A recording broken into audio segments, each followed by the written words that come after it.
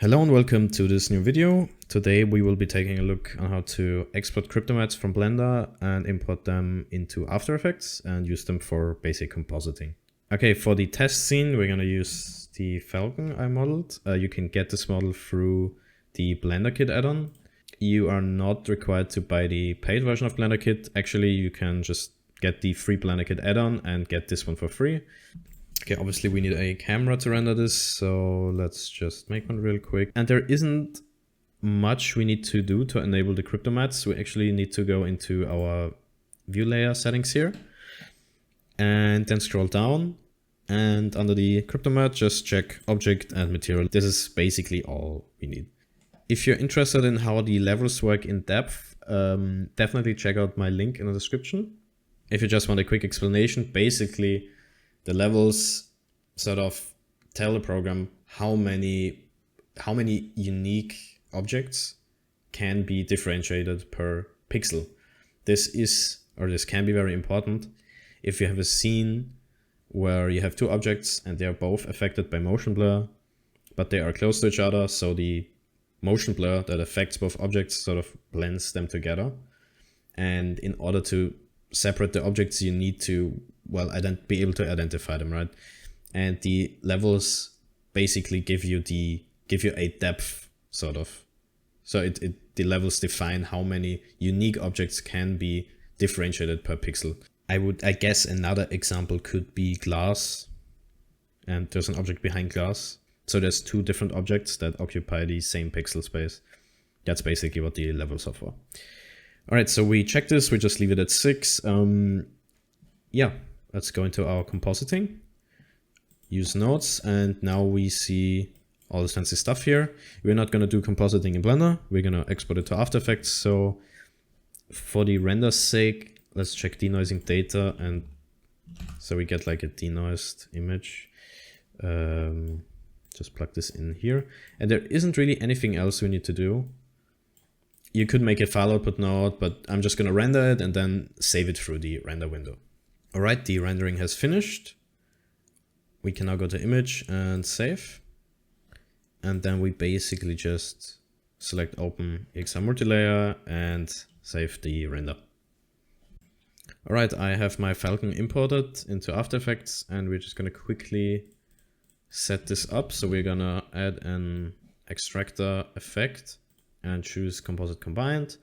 This is, by the way, this is just for the base image so that we just have something to look at. And then we are going to use the open color IO to get the proper color space. We covered this in another video. You basically just need to get into your Blender folder, go into Blender, the version, then data files, color management, and config OCIO. And then we're just gonna, actually, I think, I'm not sure what color space I used. I think Blender has AGX as standard now, so you might want to check that if you're using Filmic or AGX. If you're using AGX, just use the base sRGB. All right, and yeah, if you have a screen that uses Rec 2020 or whatever Rec, then definitely use that. But if you're using a normal sRGB screen, use the sRGB color space. All right, here we have the Falcon, and now we want to do Cryptomattes. So let's say we just want to make some parts brighter. So what I would do is duplicate the EXR, delete these because we don't need them, and then let's add the Cryptomatte plugin. So this just gives us access to our crypto layers that we exported from Blender. And if you click here on layers, you can see we can choose between crypto object and crypto material. So right now what we are seeing are the crypto materials, and I accidentally selected one. So these colors are basically the IDs. And what this means is that this color, like this bright greenish color, is all one material. So that means the entire surface here uses one material, which is true, because this is just a few 4K textures I painted in Substance Painter using UDIMs, and then I imported them as UDIM textures into Blender, and they are all using one material. These ones here have a darker variation, and this one here is glass, and the cable, like the pipes also have a different material. So this is all as it should be.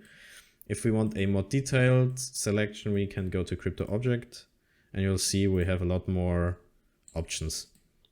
So basically all these pipes are the same ID, they all have the same color. This is because they're all one merged object. If you do not want this, if you get this asset and you want to have more control, you can just select all the objects and go into edit mode, then press A and then press P for separate, and then choose separate by loose parts. And then it should split up the entire mesh into many objects. And then obviously when you get the Cryptomattes, you have a lot more control. You should be able to select each individual pipe. But yeah, let's say we want to make a part brighter.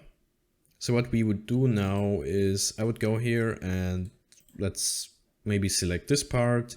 And if you want to select another part, you can press Shift, or you can hold Shift and select another part.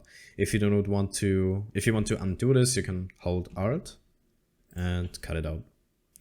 So yeah, I'm just gonna select a few parts here. And then if you do not want to be in this selection mode anymore, just like disable or just unselect the effect.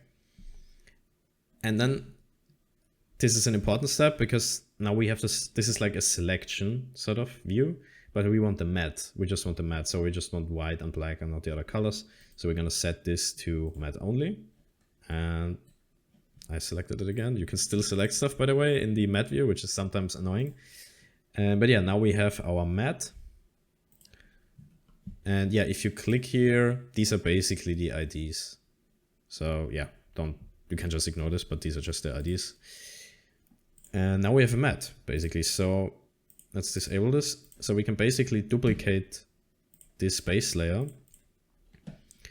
and use the track matte feature here, and then set it to Luma. And if we disable this now, we can see that we have successfully cut out this section. And now we can use this to color correct. For example, we can add a curves and make it brighter or more crunchier or whatever. You can basically do whatever you want. All right, this is basically it. There isn't much more to explain. Actually, there isn't anything to explain. You can select whatever matte you want. You can mess around with the matte. I mean, you could blur the matte. I mean, you can do some freaky stuff. Can I? Thank you.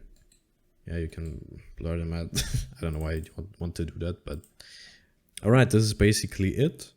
There isn't anything else to show. Cryptomattes are super easy and can be super helpful and save you a lot of time. I definitely recommend using them.